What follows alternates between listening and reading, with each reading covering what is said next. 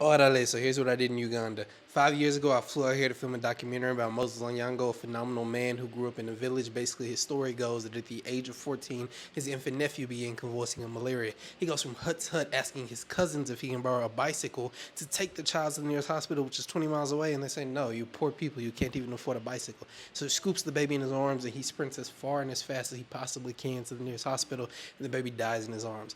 At that moment, he says, I want to bring change. Specifically, he wanted to bring a hospital to his community. Fast forward to today, he's established 2 or 3 orphanages, 2 hospitals, and 2 churches in his community. He's a monster. So I flew out here after filming the NFL draft, literally got the text in the middle of it because he passed, and they only wanted me to come out here and film his burial and film his funeral service. Beautiful culture, beautiful people, beautiful experience, and it was amazing. They still remember me. You know, just a pleasure and a blessing in my life just to be back and to witness this.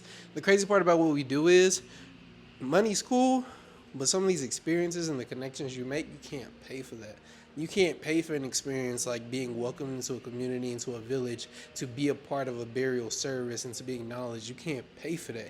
You can't pay for some of the connections we have. You can't pay for the experience of being present at the NFL draft when somebody drafts their son and makes that call. You can't pay for these experiences. So what we do is phenomenal and amazing and much more than just money. It's about the experience and the connections you make. And there is nothing in this world that I would trade my profession for. Orale.